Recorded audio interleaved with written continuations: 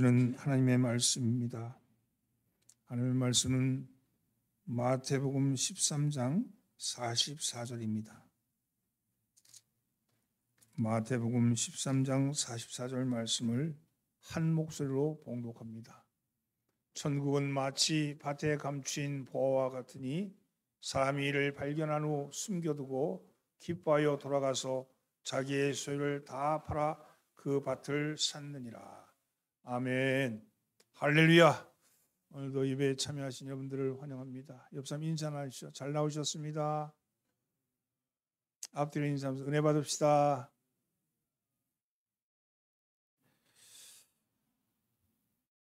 날이 이제 많이 하고 있죠.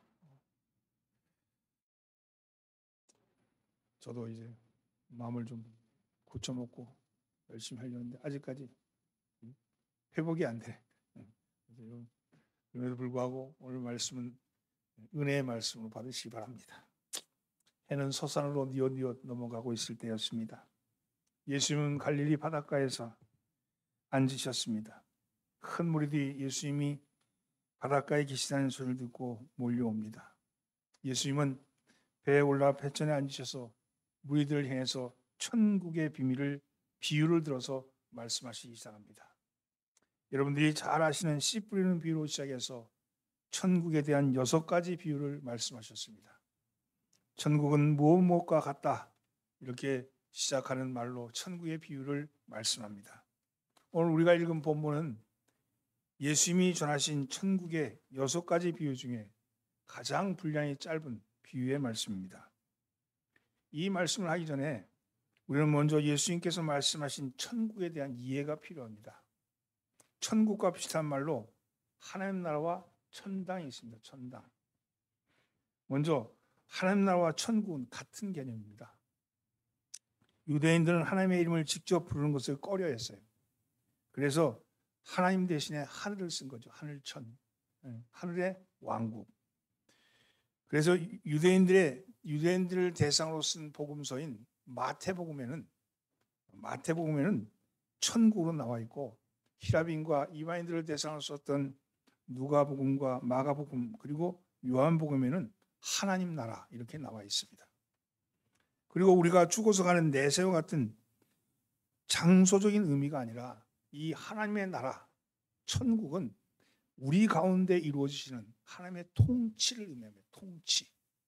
곧 하나님의 뜻이 이루어지는 곳이 바로 하나님 나라 천국이다. 이 말씀이죠. 근데 우리가 흔히 쓰는 천당이란 말 있잖아요.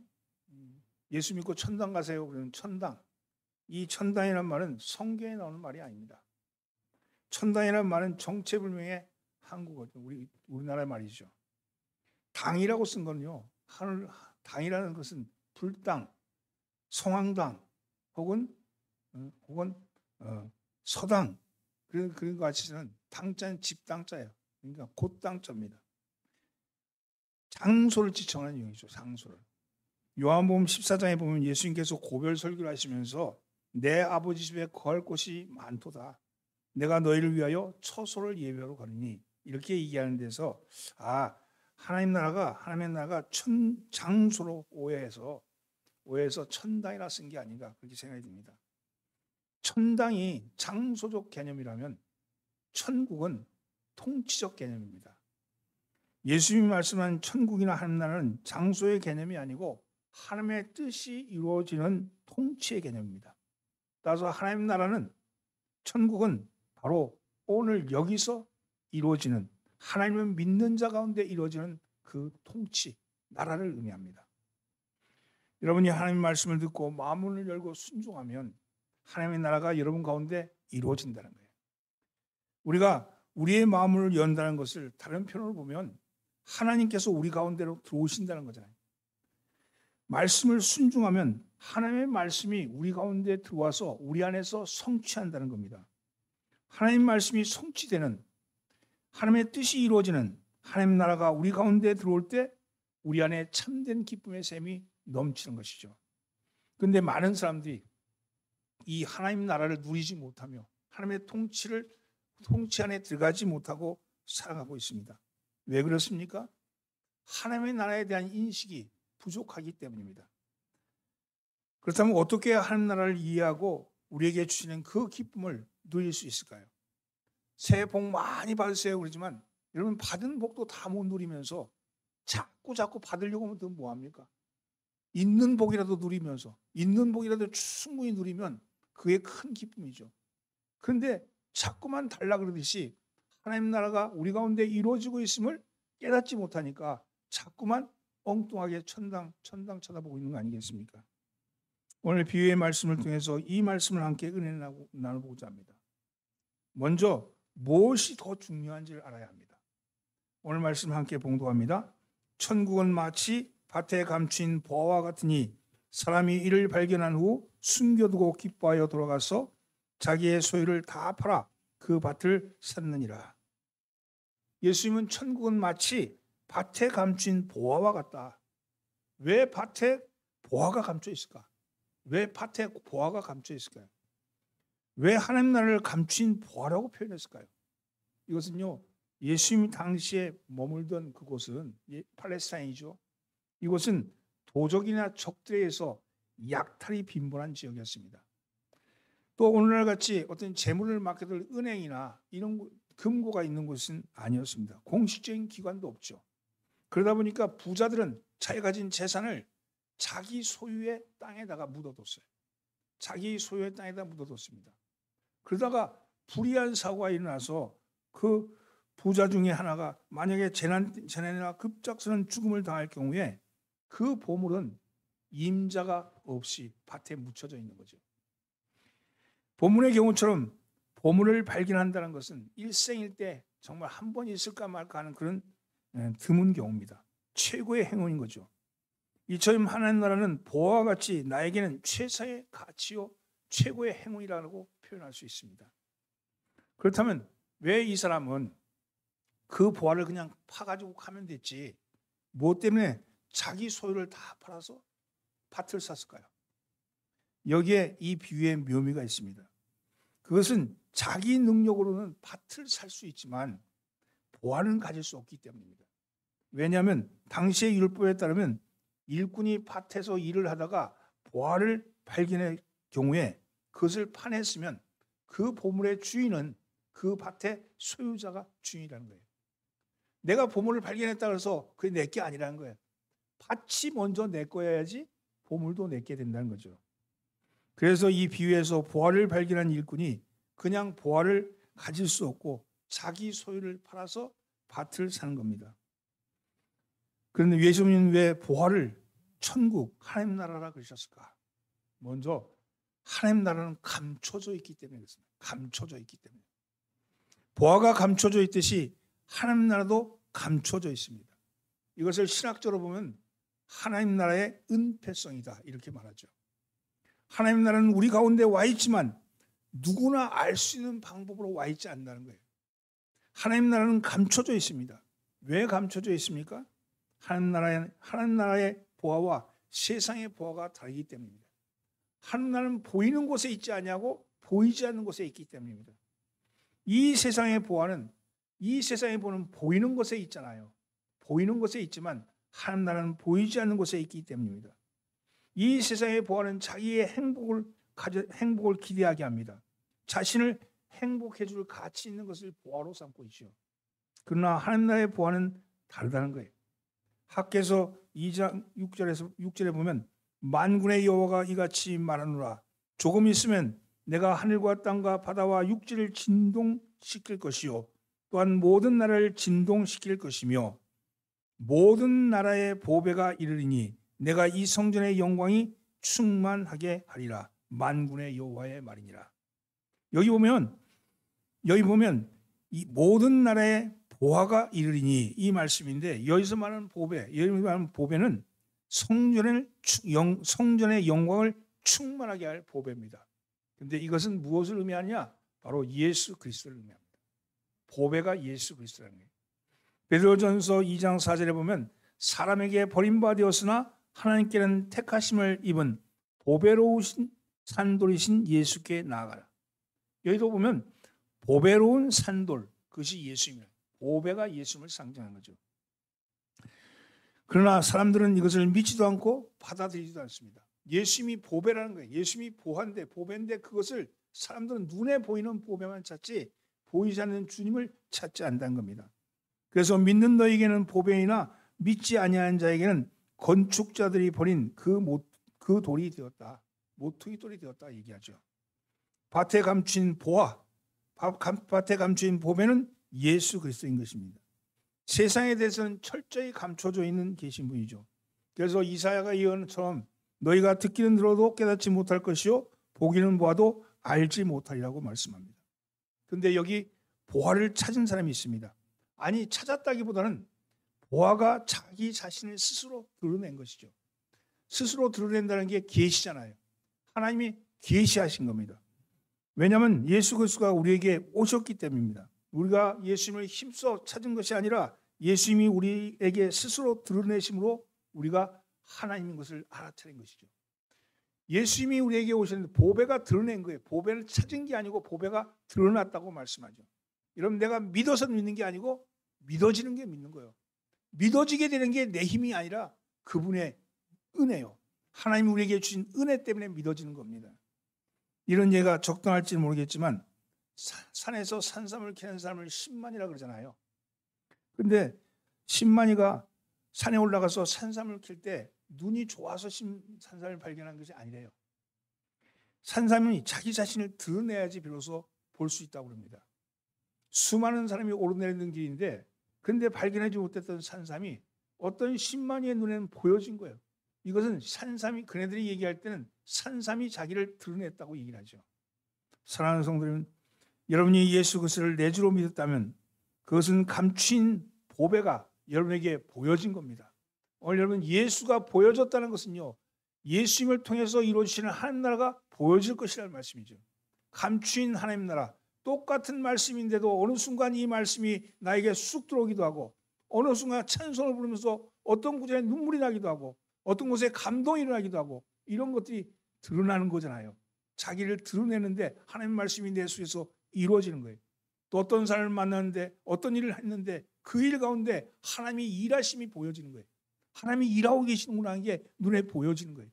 여러분 하나님이 일하시는 것이 보여지는 역사가 일어나기를 바랍니다. 여러분 가운데 이미 이루어진 하나님 나라가 여러분들 속에 드러나기를 예수님으로 축원합니다. 두 번째는요. 하나님 나라는 비교할 수가 없습니다.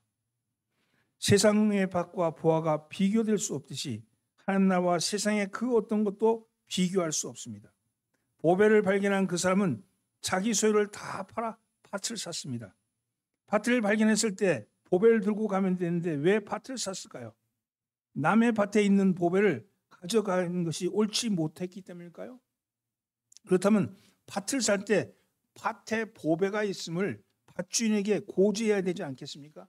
그래야 양심적인 것이죠. 그렇게 보면 보배를 얻기 위해서 밭을 샀다는 것은 뭔가 다른 의미가 있는 것을 알 수 있습니다. 이것은 양심의 문제나 도덕적인 문제를 말하는 것이 아닙니다. 앞서 말한 대로 주인에게 밭에 감춰진 보배에 대해서 말하지 않은 것 자체가 비도덕적인 것 아니겠습니까? 이 점을 생각해 볼 때 예수님이 자기 소유를 모두 팔아 밭을 샀다는 말씀 속에는 예수님이 보배인 것을 알고 난 후에 신자가 어떤 태도를 취할 것인가 하는 것을 가르쳐주기 위함입니다. 만약 이 사람이 몰래 보배를 캐들고 갔다면 그것은 보배를 귀하게 여기는 것이 아니라 다만 보배를 차지하고자 하는 욕망으로 해석할 수 있다는 거죠. 즉 보배의 가치를 알므로써 상대적으로 자신에게 있는 모든 것을 가치 없이 보이는 것이 아니라 자기가 가지고 있는 것도 여전히 가치 있는 것, 자기가 가진 재산도 가치 있고 보배도 가치 있는 것, 그렇게 본다는 거예요. 진정한 보배의 가치를 알았다면 상식적으로 가치 있게 여겼던 모든 것들의 가치성은 자연히 하락될 수밖에 없습니다. 그래서 자신의 것은 여전히 자신을 소유로 남겨주고 한다면 보배만 차지하고자 하는 욕망의 시각으로 보배를 바라보고 있다는 거죠. 현대교회의 많은 사람들이 이처럼 자기 것에 애착을 가진 욕망을 그대로 가지고 있는 채 예수를 찾는 거죠. 내 욕망도 그대로 두고 내 재산도 그대로 두고 있는 그대로 가지고 보배만 가지면 된다 이렇게 생각한다는 거예요. 그것은 예수님을 생명 대신 보배로 바라보는 것이 아니라 욕망을 채워주는 보배로 여기는 겁니다. 그래서 주님은 누가복음 9장 62절에서 손에 쟁기를 잡고 뒤를 돌아보는 자는 하나님 나라에 합당하지 아니하니라 이렇게 말씀하셨습니다. 하나님 나라는 세상의 그 어떤 것과도 비교할 수 없다. 상대적으로 나은 것이 아니고 예수님 그 나라는 절대적인 것이라고 그렇게 말씀하는 거죠. 여러분, 예수를 내 주로 받았다는 것은 세상의 모든 것을 포기했다는 것을, 세상의 모든 가치를 포기했다는 것을 의미합니다. 사도 바울이 고백하기를 빌립보서 3장 7절 이하에서 무엇인지 내게 유익하던 것을 내가 그리스도를 위해서 다 해로 여길 뿐더러 또한 모든 것을 해로 여김은 내 주 그리스도 예수를 아는 지식이 가장 고상하기 때문이라. 내가 그를 위하여 모든 것을 잃어버리고 배설물로 여김은 그리스도를 얻었고 이렇게 말씀하죠. 왜냐하면 모든 것을 배설물로 여긴 것은 내가 그리스도를 알고 나니까 세상에 그 어떤 것도 그거보다 가치 있는 것이 없더란 말씀이죠. 마태복음 10장 37절에 보면 아버지나 어머니를 나보다 더 사랑하는 자는 내게 합당하지 아니하고 아들이나 딸을 나보다 더 사랑하는 자도 내게 합당하지 아니하며 이렇게 말씀합니다. 하나님 나라는 상대적인 가치가 있는 것이 아니라 절대적인 가치. 아버지와 나를 비교하지 마라. 엄마 아들과 나를 비교하지 말라. 이렇게 말씀하는 거죠. 예수를 믿고 따르는 것은 심지어 가족의 일보다 더 우선적인 것이라고 말씀합니다. 가족의 일을 하지 말아야 한다는 말씀이 아닙니다. 우리가 취미 생활만 하더라도 취미 활동을 하는 그 시간에는 모든 다른 일을 못하고 접어야 합니다. 그래야 취미 활동을 할 수 있지 않겠습니까? 그런데 하물며 우리의 생명을 구원하시고 영원히 책임져 주시는 주님의 일을 하는데 세상과 양다리를 거쳐서 적당히 할 수 있느냐 말입니다. 예배 드리러 오는 데 있어서도 그렇습니다. 이 1시간 동안 우리는 오기 위해서 나머지는 다 포기하고 와야 되는 거죠. 이것이 나에게 절대적인 가치이기 때문에 그렇습니다. 예수님을 떠난다면 이런저런 고난이 올지 모르지만 그 고난조차도 내가 이 일을 위해서 내가 달게 받는다는 그런 생각을 할 때 절대적인 가치가 가진 가치성이 있는 것이죠. 여러분은 어떻습니까? 예수 그리스도가 여러분의 절대 가치입니까? 여러분이 그 절대 가치를 가지고 있냐는 것입니다. 이런 두 손에 떡을 들고는 어느 떡을 받아야 할지 할 줄 모르는 어쩔 줄 모르는 어린아이 같이 엉거주춤하면 안 됩니다. 결단하셔야 합니다. 하나님 나라가 내 속에 들어와 있다. 그리고 하나님 나라가 내 안에서 이루어지고 있다. 하나님의 일이 우선이다 하는 절대 가치를 가질 때 거기에 힘을 발휘하는 거예요. 그 절대 가치를 둘 때 나머지 것들은 전부 다 그것으로 인해서 협력해서 힘을 발휘하는 능력이 됩니다. 이것이 절대 가치를 무시하고 상대 가치가 될 때는 우리는 끊임없이 이걸 택할 건가 저걸 택할 것인가 선택의 기로에 쓴다는 거예요. 여러분, 예수는 나의 전부이고 예수는 나의 모두인 것을 고백하신 여러분 되기를 예수로 축원합니다. 셋째는요, 하나님 나라는 살아야 할 새로운 이유를 가져다 줍니다. 자, 그렇다면 이 사람에게 있어서 밭은 어떤 의미가? 지금 모든 재산을 팔아서 밭을 샀잖아요. 밭은 어떤 의미일까요? 보화는 예수 그리스도, 보화는 하나님 나라가 우리 속에 임재한 것인데 그러면 이 밭은 어떤 의미일까요? 보배를 얻기 위해서 전 재산을 주고 산 밭, 이것은 어떤 의미를 줍니까? 이 밭은요, 이제 더 이상 농사를 잘 지어서 많은 곡식을 거둬서 부자가 되는 소망을 갖게 하는 밭이 아니라는 겁니다. 이 밭은요, 이 밭은 여기서 농사 잘 지어가지고 뭘 하겠다는 그런 게 아니라 이 밭을 사기 전에는 이 밭이 보화를 발견하기 전에는 밭이 나에게 희망이었고 밭이 나의 욕망을 채우는 도구였죠. 이제 밭에 보배가 감춰 있음을 알지 못하는 사람에게 있어 이 밭은 자신의 삶을 풍부하게 할 수 있는 그런 도구였지만 보배가 감춰 있음을 아는 사람에게는 밭은 부자가 되게 한 용도가 아닙니다. 밭을 살 때부터 밭을 통하여서 부자가 되겠다고 한 것이 아니라는 거예요. 밭에서 일을 해가지고 돈을 벌어서 부자가 되겠다는 걸 버렸다는 거예요. 오늘 이게 밭이 오늘 우리가 사는 직업일 수도 있고 우리가 사는 일일 수도 있고 우리가 사는 활동일 수도 있습니다. 예전에는 그것을 통해서 내 욕망을 충족하게 했죠. 이것을 통해서 잘 먹고 잘 살고 더 나은 것, 더 좋은 것을 차지하는 그런 곳이었지만 이제 그것은 더 이상 그런 곳이 아니게 된다는 거예요. 여러분, 밭이 자신에게 무엇을 주든 상관없이 밭 안에 감춰 있는 보화로 말미암아 기뻐하는 거죠. 밭 안에 있는 보화가 있음으로 해서 이 밭이 의미가 있는 거라는 거예요. 이것은 세상을 바라보는 신자의 시각입니다. 이제까지는 밭을 통해 살아왔습니다. 그러나 내 밭이 아니었습니다. 다른 사람의 밭을 통해서 내 이익을 얻으려고 땀을 흘리고 노력하고 수고했습니다. 내 배를 충족시키기 위해서 애를 썼습니다. 그러나 그것은 내 밭이 아니었어요. 내 밭이 아니었어요. 근데 이제는 아닙니다. 이제는 여러분 더 이상 여러분이 하는 일이 여러분의 배를 충족하는 일이 되어서는 안 된다는 거예요. 밭은 새로운 밭입니다. 이 밭은 나의 삶을 그냥 살아가는 밭이에요. 뭐를 가지고? 하나를 품고 살아가는 밭입니다. 여러분 그래서 세상을 살아가면서 이걸 해서 열심히 노력해서 내가 더 먹고 잘 살고 그게 아니고요. 내가 일하는 그것이 나의 기쁨인 거예요. 밭에서 일하는 것이 내 밭에서 일하는 것이 내 기쁨이에요. 이 밭은요 하나님이 나에게 허락하신 나의 일터요 나의 삶을 살아가는 소명자입니다. 예전에는 많이 거둬서 기뻐했지만 많이 거두지 못한다 할지라도 기뻐합니다. 왜? 내 안에 보화가 있기 때문에. 그렇지 않습니까? 여러분 살면서 그런 거예요. 어떤 직업을 가지면 내가 참 행복할까 그래서 직업을 택했는데 그 직업을 택해서 일을 하면 할수록 더 어려워지고 힘들어지는 거예요. 그럴 때마다 오는 게 또 다른 직업을 구하면 더 나아지지 않을까 그렇게 살아가지만 그러나 보화가 내 밭에 내 속에 있다는 사람은 그것은 문제가 되지 않습니다. 오늘 내게 일을 하는 동안에 내 안에서 그 일하는 것으로 말미암아 기쁨이 나오는 거예요. 내가 살았으니까 일을 하는데 그 일이 나에게 기쁨을 주는 그걸로 먹고 사는 게 아니고 내 안에 있는 보화로 먹고 사는 거예요.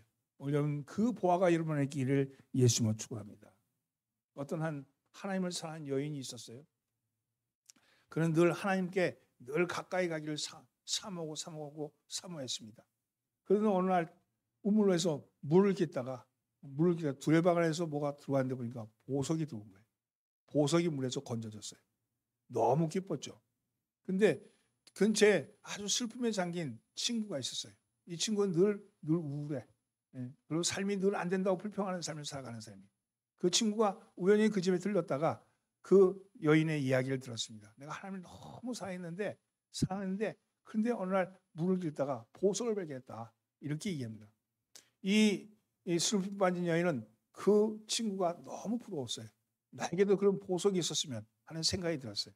그래서 지나가는 말로 야, 그 보석 나한테 주면 안 되겠니? 나한테 꼭 필요한 건데 이렇게 얘기를 했어요. 그러자 이 보화를 건진 여인이 말하기를 아 그래 너 가져 이렇게 주는 거예요. 이 여인도 받은 친구도 그걸 받으면서도 의아하게 생각 아니 어떻게 그럴 수가 있지?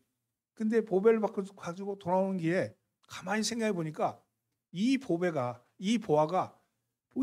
자기를 기쁨으로 채워주지 못할 것 같다는 생각이 들었어요. 그리고 대신에 어떤 생각이 들냐면 그 보배를 선뜻 줄 수 있는 그 마음이 자기에게 있었으면 좋겠다는 생각이 듭니다. 그래서 이 여인은 돌아가서 친구에게 그 여인에게 말하기를 보화를 건네주면서 나에게 지금 필요한 것은 이 보배가 아니고 이 보배를 줄 수 있는 선뜻 줄 수 있는 네 마음이 내게 필요해. 이렇게 얘기했다는 거예요. 그렇습니다. 이런 물질이 여러분의 갈증을 다 채울 수 있다고 생각하세요? 눈에 보이는 것이 여러분의 갈증을 다 채울 수 있다고 생각하세요? 여러분 그거는요. 그저 앞에 지금 당장 필요를 채울 뿐이지 진정한 니드, 진정한 필요를 채울 것은 우리 안에 있는 보배라는 거예요. 여러분 그 보배를 발견하시기 바랍니다. 그 보배가 여러분에게 있어요. 하나님 나라는 일상의 깊이 가운데 있다고 그랬잖아요. 우리가 살아가는 순간순간마다 우리 속에서 하나님께서 일하시고 하나님께서 행하십니다. 그 일하는 것이 눈이 열린 사람은 보이게 될 것이고 말씀이 깨우친 사람은 말씀이 이루어지는 것이 이루어진 게 보이게 될 것입니다. 하나님 나라는 감춰져 있지만 내게는 감춰진 보배가 아니고 내가 산 밭에 있는 보배입니다.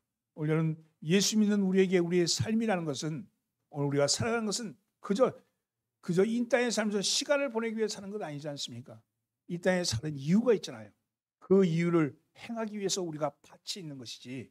그러나 중요한 것은 그 밭으로 사는 게 아니라 내 안에 있는 보배, 예수 그리스도를 통해서 살아가는 것입니다. 예수 그리스도를 다른 말씀으로 하면 말씀이죠. 말씀으로 살아가는 거예요. 말씀을 먹으면서 그 말씀이 내 삶에서 이루어지기를 사모하는 것이죠. 오늘 내가 이 한 주간에 사랑하기로 작정했다면 사랑이 여러분들의 삶을 이끌어가는 것이 보여지길 바랍니다. 누군가에 대해서 긍휼히 여김이 여러분에게 말씀이 들어왔다면 그 긍휼히 여김을 통해서 여러분의 삶이 사라지는 게 보여지길 바랍니다. 그리고 하나님께서 그 긍휼하심을 통해서 일하는 것이 보여지게 될 때 그 사람은 하나님 나라를 살아가는 것이죠. 오늘 여러분, 하나님 나라가 우리 속에 와 있습니다. 여러분 가슴이 뛰는 일을 하십시오. 여러분 바로 그걸 하면 하나님 나라가 여러분의 통치가 이루어지는 겁니다. 밭은 더 이상 내 배를 채우는 수단이 아니고 하나님 나라를 품은 도구입니다. 이제 밭에서 수고하고 땀 흘리는 것이 우리 목표가 아니라 밭에 감춰져 있는 하나님 나라, 그 하나님 나라에서 일함으로 통해서 하나님의 통치가 이루어지는 것을 느끼기를 바랍니다. 생활하는 중에 하나님이 지금 나를 통해서 일하시는구나, 하나님이 지금도 일하고 계시는구나 하는 것을 순수하게 느껴질 때 여러분 하나님 나라를 살아가는 것이죠. 시간이 지났다고 다 산 것이 아닙니다. 세상 사람들은 시간이 지나가면 산 것이라고 말하지만 고대 철학자였던 세네카는 이런 말을 했어요. 어떤 삶에게 흰머리나 주름살이 있다 그래서 그를 두고 오래 살았다고 여길 이유는 없습니다. 그는 오래 살지 않았습니다. 그저 오래 있었을 뿐입니다. 이는 항구를 떠나자마자 거센 폭풍우가 덮쳐서 사방에서 부딪혀오는 바람 때문에 언제나 같은 곳만을 맴돌았던 사람을 두고 오랜 항해를 했다고 말하지 않는 것과 같습니다. 그 사람은 항해를 한 것이 아니라 제자리를 맴돌았을 뿐입니다. 오늘 우리의 삶은요, 어쩌면 하나님께서 일하신 것을 보지 못한다면 그저 맴돌고 있는 것뿐이겠죠. 오늘 하나님은 일하시자고 말씀하고 일하고 계십니다. 가자고 말씀하십니다. 오늘 말씀을 따라서 한 주간 나가시는 여러분 되기를 바랍니다. 한 주간 더 하나님께서 일하시는 모습을 발견하며 기쁨으로 충만해지는 여러분 되기를 예수님으로 축원합니다. 기도합니다. 하나님의 나라는 믿지 않은 사람에게는 감춰져 있지만 우리에게는 늘 보여지는 나라이며 일하지고 있는 그러한 나라인 것을 고백합니다. 어떤 것과도 비교할 수 없는 그 나라, 우리가 살아가야 할 이유를 주는 그 나라, 그 통치가 우리 가운데 와 계심을 알게 하여 주옵소서. 오늘도 주님 걱정하고 근심하고 두려워하고 미워하고 슬퍼하고 시기하고 질투하고 온갖 세상의 온갖 가지 그런 찌꺼기들로 인해서 한 걸음도 나가지 못하는 이 백성들에게 주여 길을 보여주시어서 오직 주님을 따라 나서는 그 길이 우리의 삶의 기쁨이 되게 하여 주시고 우리의 삶의 의미가 되게 하여 주시고 우리의 삶의 소망이 되게 하여 주옵소서. 주님을 따라 나서는 삶에 있어 부족함이 없는 능력과 지혜를 허락하여 주시옵소서. 우리를 권하신 예수님의 이름으로 기도합니다. 아멘.